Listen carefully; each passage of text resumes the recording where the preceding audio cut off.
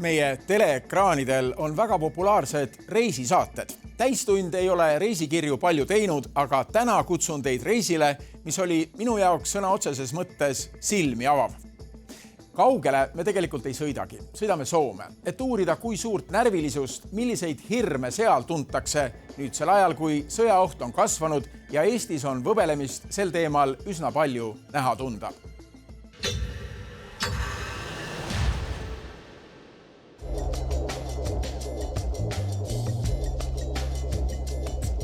Reisil üle Soome lahe on nüüd uus asi, mis merd tähelepanelikumalt vaatama paneb.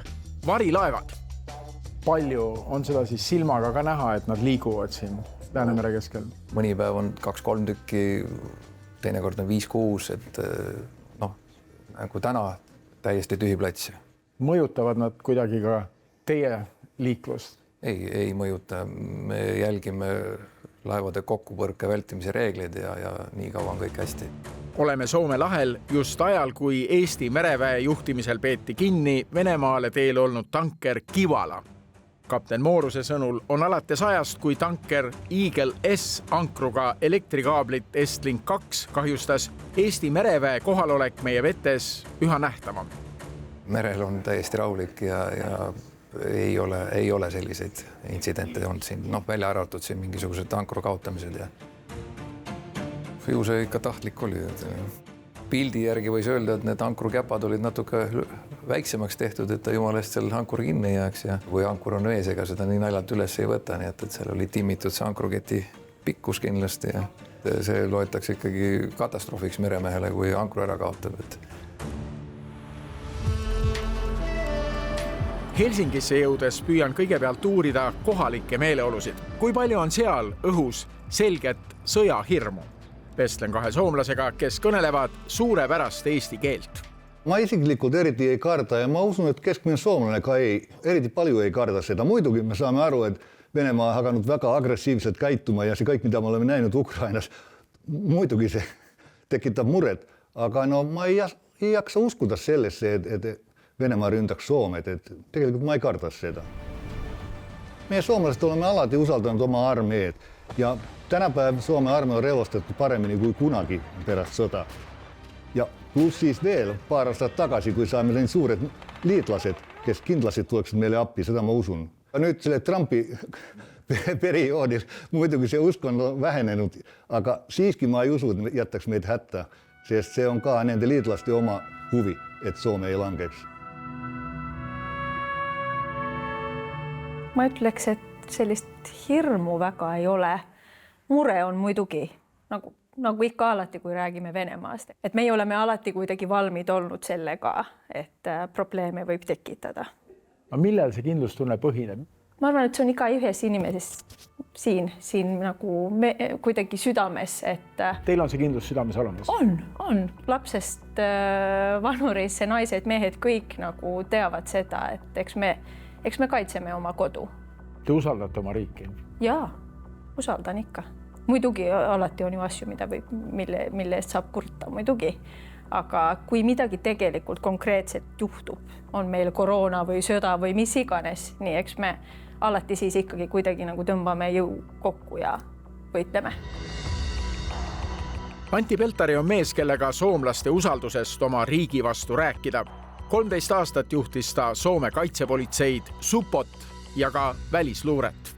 I think the Finnish people trust the authorities quite well. And I think the service Supo has done an opinion poll on the people's attitude towards it, the trust for over 20 years. And it's actually very high. It was 90% of the Finnish people have a high or rather high trust in the service. And it's based on? Finland is a society based on trust. So people trust each other. People basically trust the government. They maybe trust the politicians a bit less, but the highest trust in people is maybe in the police, armed forces, and authorities. Is it because Finland has this longer history of statehood that the trust is much stronger than in Estonia, where our experience is shorter? That is probably true, because we've had basically kind of, in a way, the rule of law for over 300 years.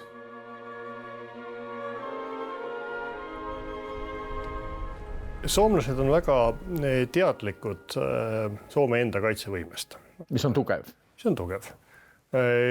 Eesti kaitsevõime on samamoodi tugev. Eesti kaitse-eelarve teeb tegelikult silmad ette enamusele Euroopa riikidele ja meil ei ole ka minu arust midagi liiga palju muretseda või karta. Enesekindlust on, ma arvan, Eestile rohkem. Mis siis soomlastele annab sellise kindlustunde, et me suudame vastu anda? On see talvesõja kogemus? Ja, talvesõda on see, mis annab värvi ka Soome väga tugevale toetusele Ukrainale. Nad näevad Ukrainas peegelpilti iseendast aastal 1939. Isegi vaenlane on see sama. Nad ei tellu. Nad hoidsid kinni iseseisvusest. Nad küll kaotasid osa territooriumist, aga neil jäi alles see kõige olulisem asi, mis meile ei jäänud. Talvesõja ime. See oli see, et väike rahvas suurt Venemaad vastu, kõik koos.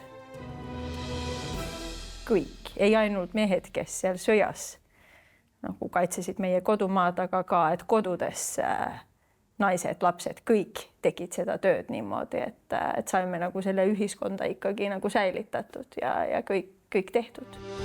Soomes aitab usku riiki tagada seegi, et kõik teavad, et kui olukord pingsaks läheb, ollakse selleks valmis. On tugev sõjavägi ja tsiviilelanikele palju varjendeid, kus saab kui vaja ka päevi turvalist kaitset. Helsingi on otse kui Šveitsi juust, ütlevad soomlased. Linna all on sadu parklaid, tunneleid, metroo ja sageli ei märkagi sisehoovides näiteks, et kuskil on väike trepp, mis viib sügavale maa alla. Soomlased on suutnud ka praegustel pingsatel aegadel rahulikuks jääda, osalt tänu ulatuslikule varjendite süsteemile. Tsiviilelanikud teavad, et neil on ohukorral turvaline koht, kuhu minna. Helsingi linna terve elanikkond on võimalik paigutada maa all, kui tuleb kriisiolukord. Inimesed teavad seda?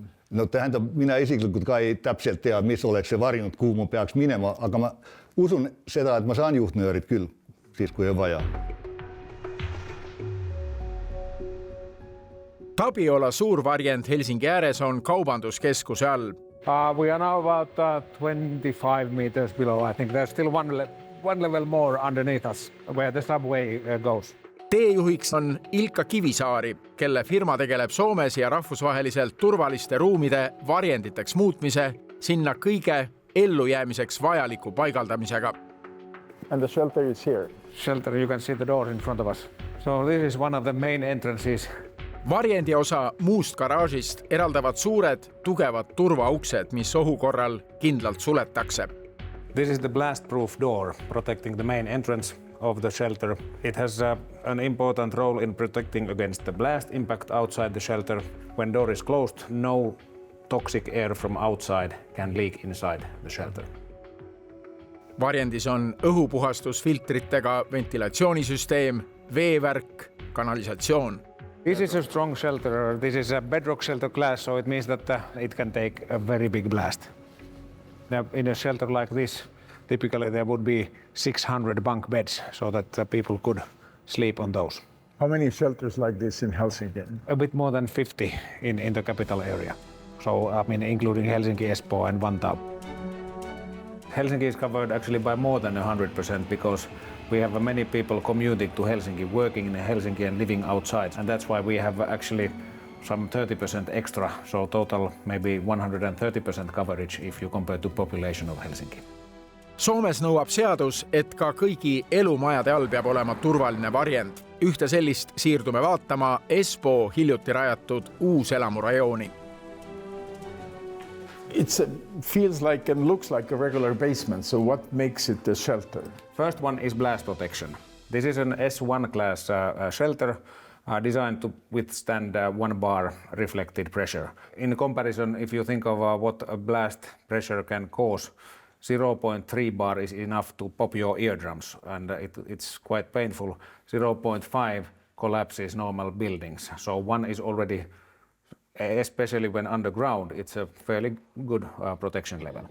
Secondly, shelter needs to be airtight and protect against toxic chemical warfare or biological warfare. And of course, wall structures are stronger than normal basement would be, but the difference is not huge. So, I mean, in an S1 class, wall is maybe 5 to 10 centimeters thicker than any normal basement would be. Also, ceiling needs to be strong enough and collapse-proof, as well as the access route and exit tunnel route needs to be built so that they can withstand the effects of even the whole building collapsing on top of this structure. So this will withstand that? This will stay and people are still protected.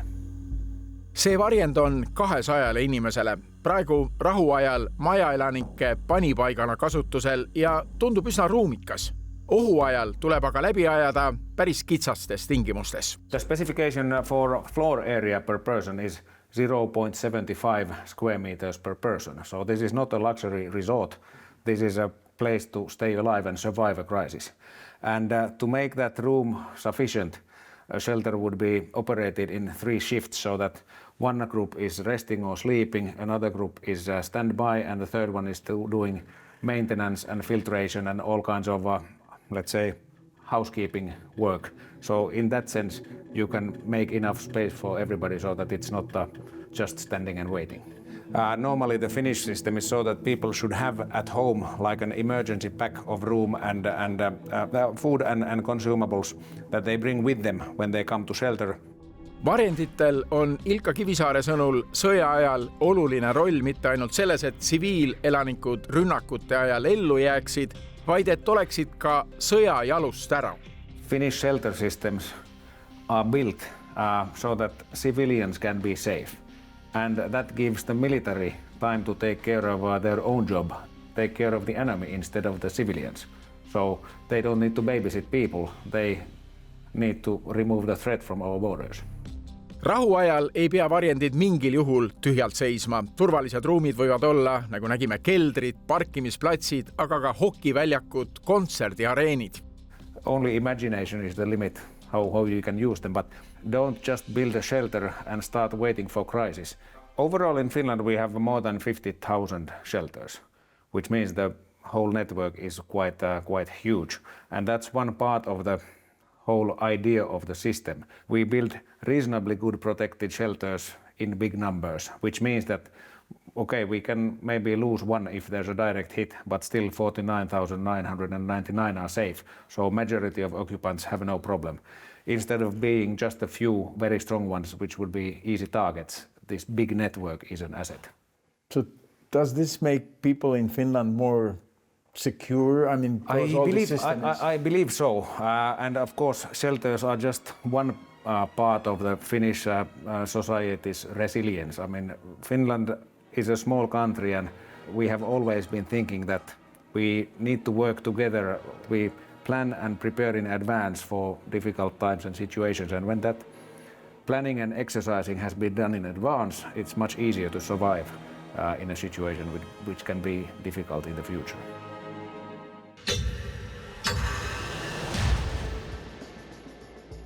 Soomest tagasi saabudes uurisime, kui palju on meil Eestis selliseid sõjavarjendeid, kuhu elanikud saaksid päevadeks varjuda.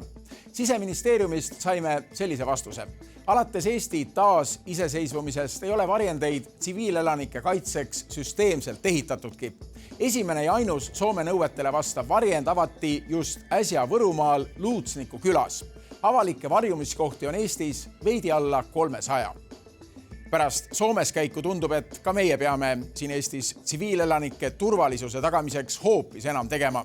Täistund tuleb seepärast selle teema juurde lähinädalatel tagasi.